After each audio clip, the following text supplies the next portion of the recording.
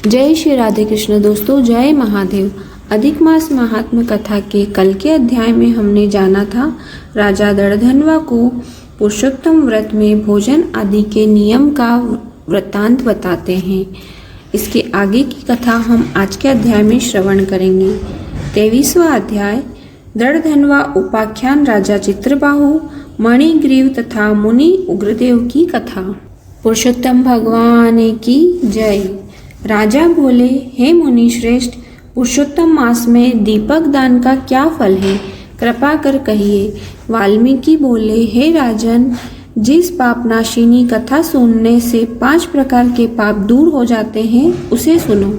सौभाग्य नगर में सत्य वक्ता, बुद्धिमान, पराक्रमी चित्रबाहु नाम के प्रसिद्ध राजा हुए हैं। वह राजा सहनशील, सब धर्मों के जानने वाले, शीलवान, रूपवान, दयालु, ब्राह्मण भक्त, भगवत चरित्र सुनने वाले, अपनी स्त्री से प्रेम करने वाले, पशु, पुत्र, हाथी, घोड़ा, रथ एवं पैदल सेना वाले तथा धन धान्य युक्त थे। अपनी रानी के साथ युवक राजा पृथ्वी का शासन कर रहे थे। वह श्री कृष्ण के अतिरिक्त और देवताओं को नहीं मानते थे। एक दिन चित्रबाहु ने दूर से आते हुए मुनि श्रेष्ठ अगस्त्य जी को देखा। तब दंडवत प्रणाम करके विधि पूर्वक पूजन किया और प्रेम पूर्वक आसन पर बैठाकर विनय पूर्वक बोले, मुनि श्रेष्ठ, आज मेरा जन्मदिन, राज्य, भवन सब सफल हुए। जो श्री कृष्ण सेवक आप मेरे यहाँ पधारे। तारों की चमक तभी तक है जब तक सूर्य उदय न हो। इस प्रकार अन्य ब्राह्मण तभी तक पूजनीय है जब तक वैष्णव ब्राह्मण न हो। अगस्त्य जी बोले, हे चित्रबाहु, तुम धन्य हो तथा तुम्हारी प्रजा धन्य है जो तुम सरीखे वैष्णव राजा से रक्षित है। उस राज्य में न रहे जहाँ वैष्णव राजा न हो। सूने वन में रहना अच्छा है, किंतु अवैष्णव राजा कहना अच्छा नहीं है। भले आदमी उसे ही राजा कहते हैं जो श्री कृष्ण के चरण का आश्रय हो। उसके ही राज्य में प्रजाजन सुखी होते हैं। हे राजन, आज मेरे नेत्र सफल हुए जो तुमको देखा, तथा वाणी सफल हुई जो तुम्हारे साथ बातचीत की। इस राज्य का आप पालन करिए, यह मेरी आज्ञा है। मैं जाता हूँ। नारायण बोले। इस प्रकार कहकर जब अगस्त्य ऋषि जाने को तैयार होने लगे, तब पतिव्रता रानी ने आकर उन्हें भक्ति पूर्वक प्रणाम किया। अगस्त्य जी बोले, सौभाग्यवती हो। इस प्रकार आशीर्वाद दिया। मुनि को सिर झुकाकर हाथ जोड़कर पुनः चित्रबाहु बोले, मेरे पास अटूट संपत्ति, अकंटक राज्य, पतिव्रता, आज्ञाकारिणी स्त्री किस पुण्य से प्राप्त हुए हैं। श्री नारायण बोले, जब राजा ने इस प्रकार मुनि से निवेदन किया, तब मुनि एकाग्र मन से ध्यान कर बोलने लगे।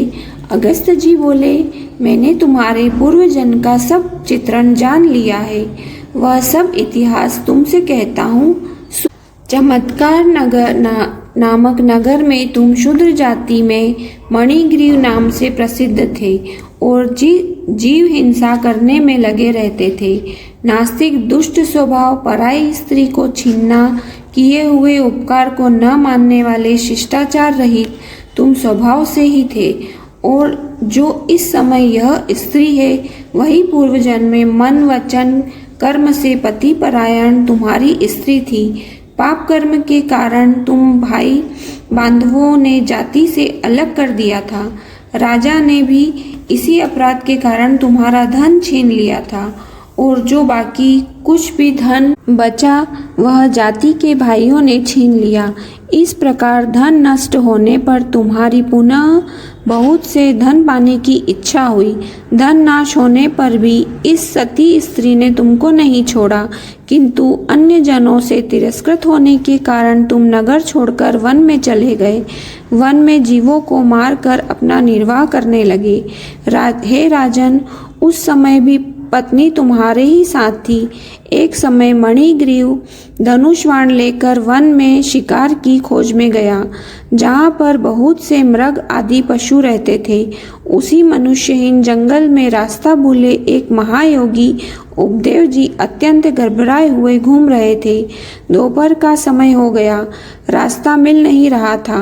प्यास के कारण व्याकुल होकर गिर पड़े तथा बेहोश हो गए। हे राजन, उनकी मरणासन्न अवस्था हो चुकी थी।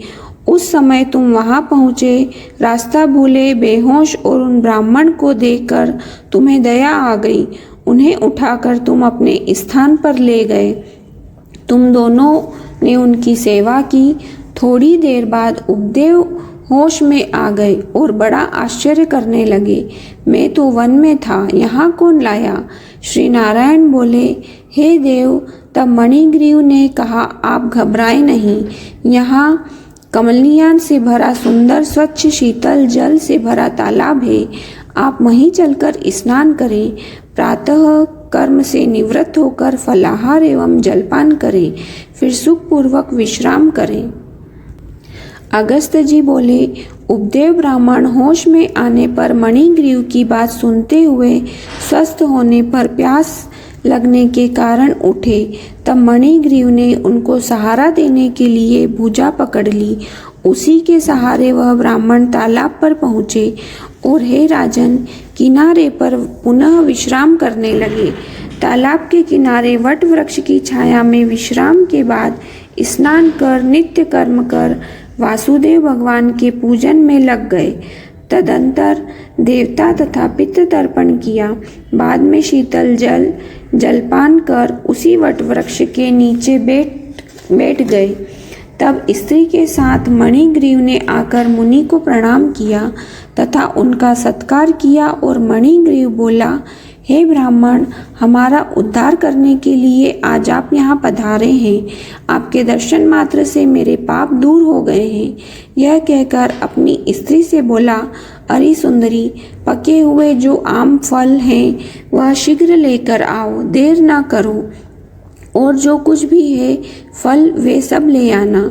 इस प्रकार अपने स्वामी के वचन सुन वह पतिव्रता शीघ्र ही उठ कर आश्रम के अंदर कंद फल आदि ले आई और ब्राह्मण के सम्मुख रख दिए। मणिग्रीव बोला, हे मुनि श्रेष्ठ, इन फलों को स्वीकार करें तथा हम दोनों को कृपया कृतार्थ करें।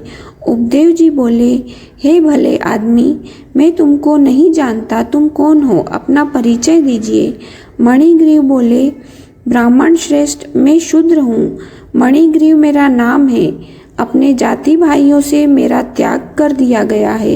इस प्रकार उनके वचन सुनकर ब्राह्मण ने फलाहार कर लिया। उनकी बड़ी आत्मा बड़ी प्रसन्न हुई। तदंतर जल पिया।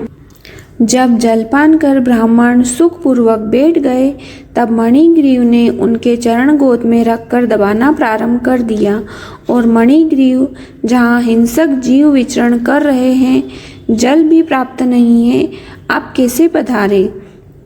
उपदेव जी बोले, हे महाभाग, मैं ब्राह्मण हूँ। प्रयागराज जाते हुए इस दारुण वन में आकर रास्ता भूल गया था। वहाँ मैं थक गया था, प्यास जोर की लग रही थी और मैं मरणासन्न था। तभी तुमने मुझे जीवन दान दिया है। हे मणिग्रीव, तुम दोनों स्त्री पुरुष ने इस घोर वन में वास क्यों लिया है, यह तो मुझे बता दो। कदाचित मैं तुम्हारे किसी दुख को रोक सकूं।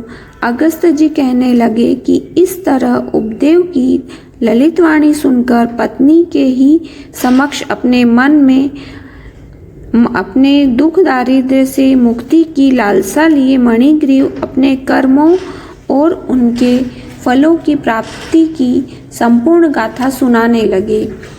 जय श्री पुरुषोत्तम भगवान की जय। आज की कथा यहीं समाप्त होती है। इसके आगे की कथा हम कल के अध्याय में श्रवण करेंगे।